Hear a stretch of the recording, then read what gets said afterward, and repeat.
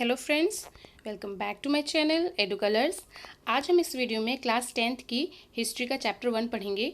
मैंने अभी तक हिस्ट्री शुरू नहीं करवाई थी, तो बच्चों के मैसेजेस आ रहे थे कि मैम हिस्ट्री का जो यूरोप में राष्ट्रवाद चैप्टर है उसे करवा दीजिए, क्योंकि जो एनसीईआरटी का जो चैप्टर है उसकी जो लैंग्वेज है बच्चों को थोड़ा सा टफ लग रही है। तो मैंने इसमें एनसीईआरटी की सीधा बुक से चैप्टर ना लेके मैंने अपनी तरफ से पॉइंट्स बनाए हैं और उस पॉइंट्स को मैं यहाँ डिटेल में समझाऊंगी। और अगर आप चाहें तो वीडियो पॉज करके उन पॉइंट्स को लिख सकते हैं और अपने कॉपी में उसको नोट कर सकते हैं। तो चलिए वीडियो शुरू करते हैं। सबसे पहले मैं इस वीडियो में जो मेन बातें हैं वो बताऊंगी कि यूरोप में राष्ट्रवाद का उदय जो एक चैप्टर है इसके मेन पॉइंट्स कौन से हैं। तो आप देख सकते हैं यूरोप में राष्ट्रवाद का जो उदय है, यानी राष्ट्रवाद क्या होता है, फ्रांसीसी क्रांति, नेपोलियन के बारे में, फिर जर्मनी और इटली का एकीकरण किस तरह से हुआ, फिर ब्रिटेन का एकीकरण किस तरीके से हुआ, उसकी अलग कहानी थी। बाल्कन क्षेत्र के बारे में, वो साम्राज्यवाद और राष्ट्रवाद में ही आ जाएगा। तो इस तरीके से हमें ये पूरा जो चैप्टर है कंप्लीट करना है। शायद वीडियो लंबी हो जाए, आप देख लीजिएगा, आपको समझ में काफ़ी हद तक आएगा, क्योंकि बहुत ईजी लैंग्वेज में मैंने ये पॉइंट्स तैयार किए हैं। तो राष्ट्रवाद का मतलब क्या होता है, सबसे पहले ये जान लेते हैं। तो राष्ट्रवाद का मतलब होता है किसी भी राष्ट्र के सदस्यों में एक साझा पहचान होना। जैसे कि मान लीजिए जो मेरी सोच है वो आपकी सोच से मिलना, या हम जिस देश में रहते हैं उसके प्रति एक ऐसी भावना हमारे अंदर होना कि हम अपने राष्ट्र के प्रति कुछ कर सकें, उसके लिए समर्पित हों। और इनके लिए कुछ प्रतीक भी होते हैं राष्ट्र के लिए। जैसे आपका ध्वज है, आपका राष्ट्र कोई प्रतीक है, जैसे इंडिया में अशोक चक्र है या तिरंगा है, या भारत माता, अगर आप देखते हैं भारत माता।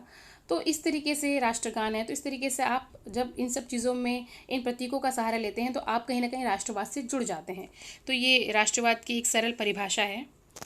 अब हम देखते हैं कि यूरोप में राष्ट्रवाद का उदय कैसे हुआ। ये जो एक पिक्चर आप देख रहे हैं ये फ्रेडरिक सरियू ने बनाई थी, और इस पिक्चर को बनाने का, इस चित्र को बनाने का जो उनका मोटिव था वो देखिए आप ध्यान से। तो यहाँ पर आप देखेंगे एक फ्लैग ले रखा है लोगों ने, अलग अलग तरह के फ्लैग, और एक लाइन में खड़े हैं, एक गति की ओर बढ़ रहे हैं, दिशा की ओर बढ़ रहे हैं, जिसमें सबसे पहला जो फ्लैग है वो है फ्रांस का फ्लैग। उसके बाद आप देखेंगे जर्मनी का है, फिर अन्य यूरोपीय कंट्रीज़ का जो फ्लैग है वो है। तो सबसे पहले फ्रांस का क्यों है, क्योंकि फ्रांस का इसलिए है क्योंकि जो 1789 में फ्रांस की जो क्रांति हुई थी, सबसे पहले विश्व में, यूरोप में नहीं, सबसे पहले विश्व में अगर हम कहें तो ऐसी क्रांति पहली बार हुई थी जहां जनता ने एक ऐसे राजवंश को उखाड़ फेंका था जो कि एक शोषण करने वाला राजवंश था। तो जो बुर्बो राजवंश था उसको उखाड़ फेंका था फ्रांस की जनता ने। तो ऐसी क्रांति जो है वो सबके लिए एक ऐसी भावना लेके आई थी कि हाँ, इस तरीके से हम भी अपने देश में राजतंत्र को हटा के प्रजातंत्र ला सकते हैं। तो फ्रांस की जो क्रांति थी वो हुई कब थी, वो 1789 में हुई थी। और जो जनता थी उन्होंने बुर्बो राजवंश का जो लुई 16 था उसको गद्दी से उखाड़ फेंका था, उसको गद्दी से हटा दिया था। तो फ्रांसीसी क्रांति ने फ्रांस की राजनीति में कई बदलाव किए थे। एक नया संविधान वो लेके आए थे, और राजतंत्र से प्रजातंत्र की तरफ संस्था का एक तरीके से उन्मूलन हुआ, गतिशील हुआ। और इस नई संस्था का गठन नागरिकों द्वारा हुआ था। फ्रांस के लोग अपने भविष्य का तय करने के लिए सोच चुके थे कि अब हमें फ्रांस का भविष्य तय करना है। और यही नहीं, वो फ्रांस का ही नहीं, वो यूरोप के अन्य देशों का भी भविष्य तय करना चाह रहे थे। इसीलिए उस पिक्चर में फ्रांस की जो फ्लैग है उसको सबसे पहले दिखाया गया है। अब हम बात करते हैं कि राष्ट्र की भावना की रचना कैसे हुई, यानी कि फ्रांस में ऐसा क्या हुआ कि फ्रांसीसी क्रांति के बाद क्या चेंजेस आए। तो वहाँ पर नागरिकों की भावना का प्रचार हुआ और एक संविधान जो बना जिसमें सबको समान अधिकार की बात कही गई थी। एक ऐसा झंडा, प्रतीक के, राष्ट्रवादी प्रतीक के रूप में एक फ्रांसीसी झंडे का इस्तेमाल किया गया जो 3 रंग का था। फ्रांसीसी झंडा जो है वो नीला, लाल और सफ़ेद कलर का है। यहाँ पर स्टेट जनरल की जगह पर नेशनल असेंबली को चुना गया, मतलब उसका नाम बदल दिया गया। राष्ट्र के नाम पर नई स्तुति गीत गान बनाए गए, शहीदों का नमन किया गया। एक जैसी नागरिकों के लिए नियम बनाए गए कि जो नागरिक हैं सबके लिए सब समान नियम होंगे, कोई बड़ा छोटा नहीं है। भार और मापन की एक जैसी पद्धति पूरे फ्रांस में चलेगी। फ्रेंच भाषा को राष्ट्र की आम भाषा के रूप में बढ़ावा दिया गया। क्रांतिकारियों ने यह भी घोषणा की कि वो जितने भी यूरोप में तानाशाही राज्य हैं, देश हैं, वहाँ से राजतंत्र या तानाशाही खत्म कर देंगे और वहाँ पर वो प्रजातंत्र लाएंगे। तो वो एक तरीके से उनका, फ्रांस के लोगों का ये मिशन हो गया कि हमें ये चीज़ें पूरे यूरोप में फैलानी है। तो इसी तरीके से जो शिक्षित मध्य वर्ग था उन्होंने इस चीज़ की तरफ आगे बढ़े और उन्होंने कई सारे जैकोबिन क्लब बनाए। हालांकि जैकोबिन क्लब जो है वो उनका तरीका गलत था, लेकिन उनकी जो सोच थी वो गलत नहीं थी, लेकिन उसको एग्जीक्यूट करने का जो तरीका होता था वो उनका गलत होता था। आप 9th क्लास में जो हिस्ट्री का पहला चैप्टर है फ्रांसीसी क्रांति, उसमें इस सब के बारे में डिटेल में दे रखा है, वहाँ से पढ़ सकते हैं। तो इन क्लबों ने क्या किया, फ्रांस की सेना के द्वारा इन्होंने इन जगहों पर घुसपैठ कर दी।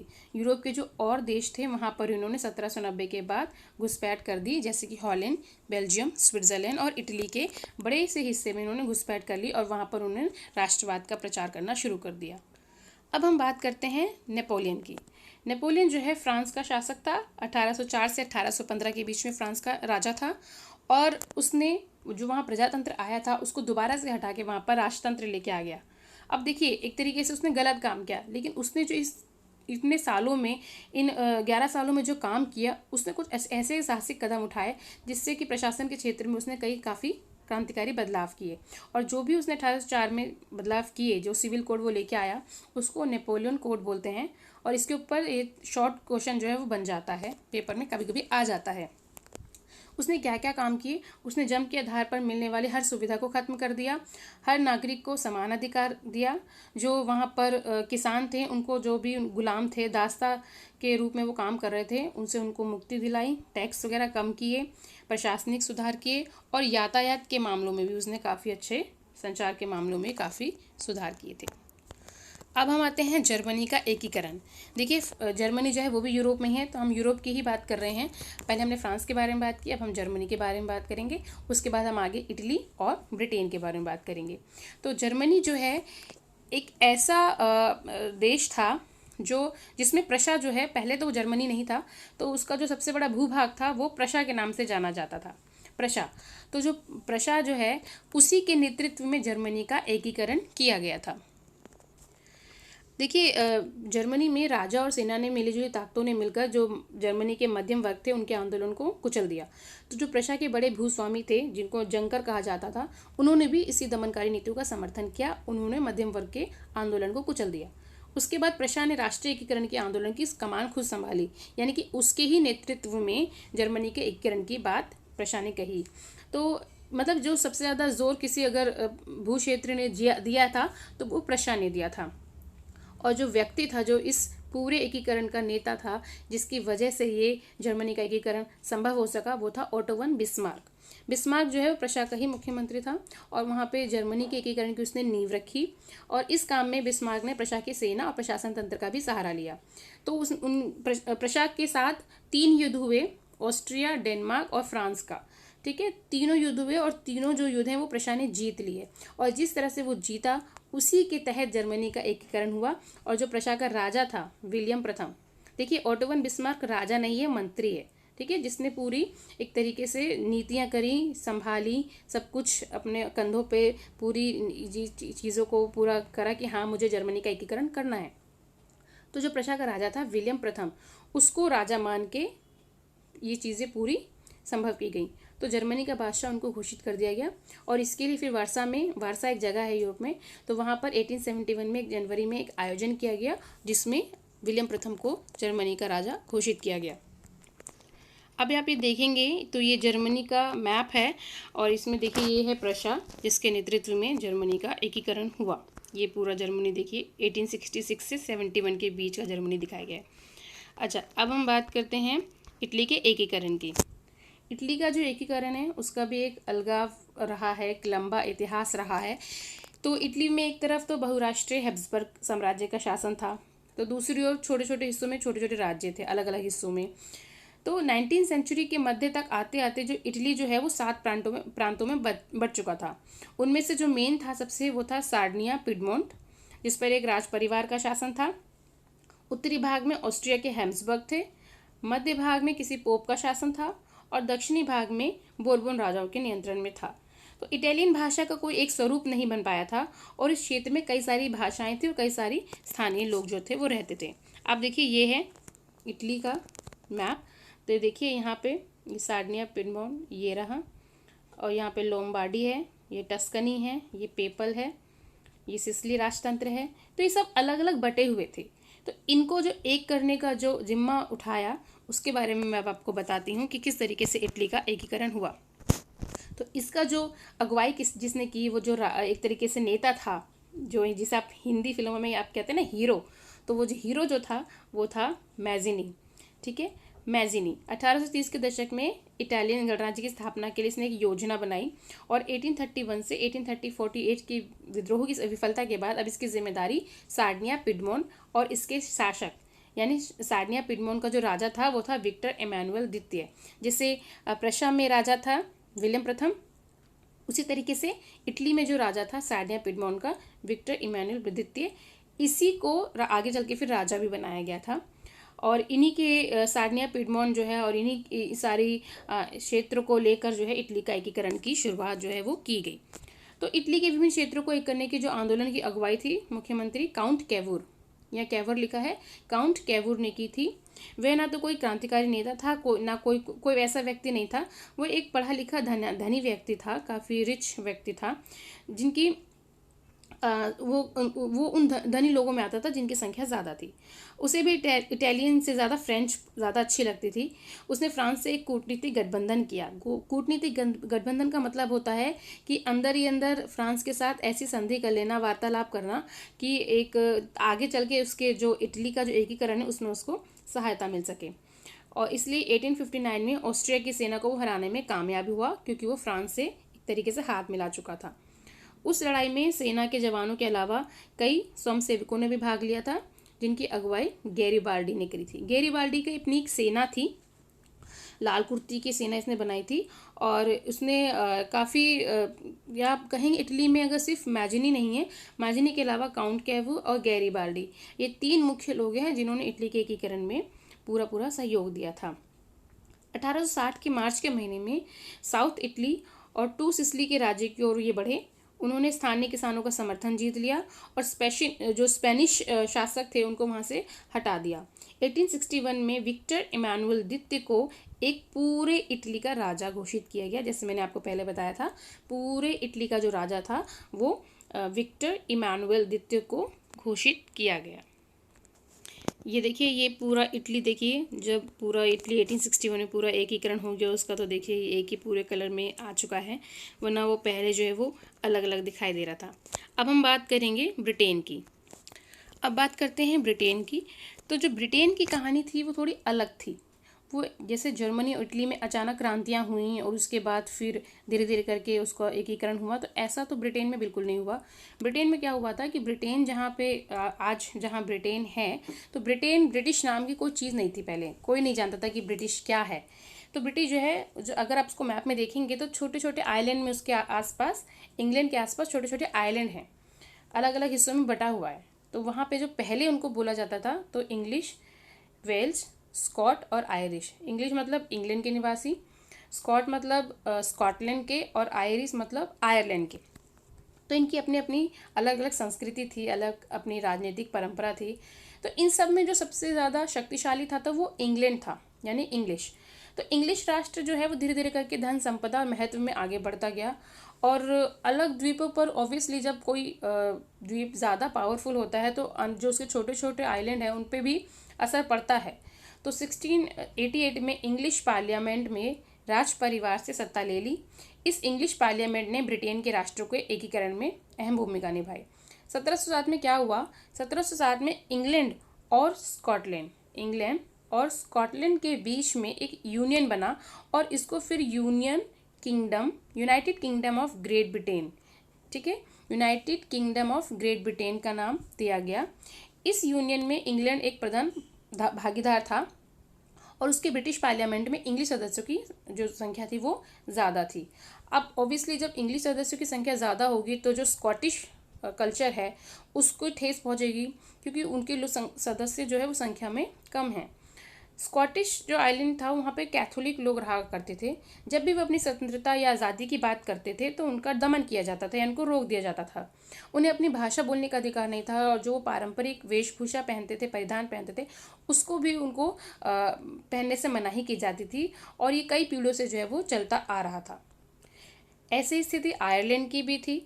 तो आयरलैंड में क्या था कि यहाँ पर भी कैथोलिक और प्रोटेस्टेंट मत के जो ईसाई थे, इनके बीच में काफ़ी दूरियां बनी हुई थी। हालांकि कैथोलिक संख्या में ज़्यादा थे, लेकिन उसके बावजूद भी जो इंग्लैंड के प्रोटेस्टेंट मत के ईसाई थे वो अपना दबदबा बनाए हुए थे। और यहाँ पर वॉल्फटाउन और जो उसके यूनाइटेड आयरिश मैन थे, उनके द्वारा 1798 में एक रिवॉल्ट होता है, एक विद्रोह होता है, लेकिन वो उसको कुचल दिया जाता है, उस विद्रोह को। 1801 में आयरलैंड को ज़बरदस्ती यूनाइटेड किंगडम में शामिल किया जाता है और नए ब्रिटिश राष्ट्र के निर्माण के लिए इंग्लिश कल्चर जो है उसको ज़बरदस्ती सब पर थोपा जाने लगा। इस तरीके से जो पुराने लोग थे वो सिर्फ चुप बैठे रहे और वो इस तरीके से अपने ऊपर इस चीज़ को हावी होने उन्होंने देने दिया। अब हम बात करते हैं राष्ट्रीय दृश्य की कल्पना। कल्पना मतलब इमेजिनेशन। अगर आप यहाँ देखेंगे तो यहाँ पे ये जो तस्वीर है ये मारियान की है। अब ये मारियान कौन है?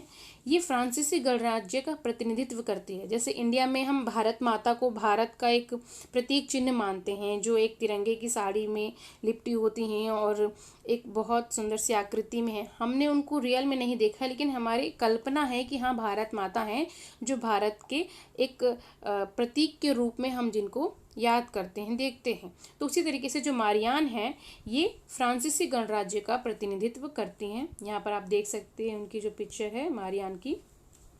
उसके बाद ये वाली जो पिक्चर आप देख रहे हैं ये है जर्मेनिया। जर्मेनिया नाम से ही पता चल रहा है जर्मनी का कि एक लेडी का एक है रूप। अगर आप यहाँ फ्लैग देखेंगे तो ये फ्लैग जो है वो भी जर्मनी का है फ्लैग। ये ब्लैक, रेड और येलो कलर का जो फ्लैग है वो जर्मनी का फ्लैग है। और ये जो आप देख रहे हैं जर्मेनिया है। और ये जर्मेनिया जो है ये ठीक उसी तरीके से जैसे इंडिया में भारत माता का रूप है, वैसे ही जर्मेनिया जो है जर्मनी में उसी तरीके से जानी और मानी जाती हैं। यहाँ पर आप देख सकते हैं ये भी जर्मेनिया ही हैं। और यहाँ पे ये थोड़े से गुस्से या रौद्र रूप में आप इनको देख सकते हैं, जो तलवार लिए हुए खड़ी हैं ढाल बन के। और ये जर्मन तलवार जर्मन राइन की रक्षा कर रही है, यानी कि जर्मनी की रक्षा के लिए तलवार लिए ये ढाल की तरह खड़ी हैं। अब क्या हुआ कि जो राष्ट्रवाद है ये धीरे धीरे करके लोगों के लिए, नेताओं के लिए जो सत्ता संभाले बैठे हैं उनके लिए एक तरीके से साम्राज्यवाद का रूप हो गया। अब जो यूरोप की मुख्य ताकतें थी उन लोगों ने राष्ट्रवादी भावना का इस्तेमाल अपनी साम्राज्यवादी महत्वाकांक्षाओं को साधने के लिए किया, यानी कि वो अपना साम्राज्य बढ़ाना चाहते थे राष्ट्रवाद के द्वारा। अब यहाँ हुआ बाल्कन, ठीक है। बाल्कन एक ऐसी जगह है जहाँ पर कई सारे जो देश हैं वो उनको मिला के बाल्कन बोला जाता है। जैसे वहाँ पर कौन कौन से देश हैं, जैसे Romania, Bulgaria, Albania, Greece, Macedonia, Croatia, Bosnia Herzegovina, Slovenia, Serbia और मोंटेनिग्रो। ये जो क्षेत्र हैं ये सब बाल्कन क्षेत्र में आते हैं। इनको वहाँ पर मुख्य रूप से स्लाव बोला जाता था। तो बाल्कन का एक बड़ा हिस्सा ऑटोमन साम्राज्य के नियंत्रण में था। तो ये वह दौर था जब ऑटोमन साम्राज्य टूट फूट चुका था, बिखर चुका था और बाल्कन में रोमानी राष्ट्रवादी की भावना बढ़ रही थी। इसलिए ये ऐसा क्षेत्र था जिसे किसी बारूद के ढेर पर बैठा हो ना, वैसा ही इस तरीके से आप इसको समझ सकते हैं। तो पूरी 19वीं सेंचुरी में ऑटोमन साम्राज्य ने आधुनिकीकरण और आंतरिक सुधारों से अपनी ताकत बढ़ाने की पूरी कोशिश की कि हमें ऑटोमन साम्राज्य जो है वो आंतरिक सुधारों से अपने आप को यूरोप में ताकतवर शक्ति बनाना चाहता था, लेकिन उसको इसमें सफलता नहीं मिली। इसके नियंत्रण में आने वाले यूरोपीय जो देश थे वो एक एक करके अलग होते गए और अपनी आज़ादी घोषित करते रहे, क्योंकि जो राष्ट्रवादी भावना थी उसके तहत लोगों में जो लोग हैं उन्होंने अपने अपने क्षेत्र में जो भी छोटे मोटे विद्रोह किए होंगे, जिसकी वजह से वहाँ पर सफलता मिली लोगों को। और छोटे छोटे जो देश हैं, अगर आप यूरोप का मैप देखेंगे तो वहाँ बहुत छोटे छोटे देश हैं। पहले इतने छोटे छोटे देश नहीं थे, पहले मिला के कई सारे देश थे। जैसे रूस है, रूस से कहते हैं कि जब उसका विघटन हुआ रूस का तो 1990 में, तो उसमें से कम 15 देश अलग बने हैं। तो उसी तरीके से यूरोप जो है वो छोटे, जैसे बाल्कन वाला जो एरिया है वहाँ से कट छट के छोटे छोटे देश जो हैं वो अलग बने हैं। और बाल्कन के देशों ने अपने इतिहास और राष्ट्रीय पहचान का हवाला देते हुए अलग होने की घोषणा की। लेकिन जैसे जैसे वो अलग होते जा रहे थे सब अपने उल्लू साधना चाहते थे और बाल्कन का जो क्षेत्र था उस पर सब ताकत हथियाना चाहते थे, कि ज़बरदस्ती लड़ाई करना चाह रहे थे कि इन क्षेत्रों को वो जो साम्राज्यवादी ताकतें हैं वो इनको अपना उपनिवेश बना सके। जैसे कि ये ताकतें कौन थी, जैसे रूस, जर्मनी, इंग्लैंड, ऑस्ट्रिया हंगरी, ये सब बाल्कन पर नियंत्रण पाना चाहते थे। इस कारण कई सारी जो लड़ाइयाँ हैं वो भी हुई थी। इसी बीच 19वीं सेंचुरी में यूरोपियन शक्तियों के उपनिवेश बने। कई देश अब उपनिवेशी ताकतों का विरोध भी कर चुके थे और बहुत सारी राष्ट्रवादी भावनाएं जो हैं आई थी। जैसे आप रूस, जर्मनी, इंग्लैंड की बात कर रहे हैं, फ्रांस की बात कर रहे हैं, पुर्तगाल की बात करेंगे, तो इनके खुद के अब अपने उपनिवेश आ चुके थे। जैसे कि ब्रिटेन का उपनिवेश भारत बन चुका था और ऑस्ट्रेलिया बन चुका था। तो इस तरीके से अब राष्ट्रवाद जो है उसकी नई परिभाषा गढ़ने का समय आ गया था। और यही वजह है कि जो अगला जो चैप्टर है वो भारत में राष्ट्रवाद है, क्योंकि भारत में भी राष्ट्रवाद हुआ उसी के बाद जो है भारत को आज़ादी मिली थी। तो आगे चल के हम उसके बारे में भी डिटेल में पढ़ेंगे। तो ये मेरा जो चैप्टर है ये यहाँ फिनिश होता है। तो अगर आपको मेरा चैप्टर अच्छा लगता है तो please like, share and subscribe my channel. Thanks for watching. Thank you so much.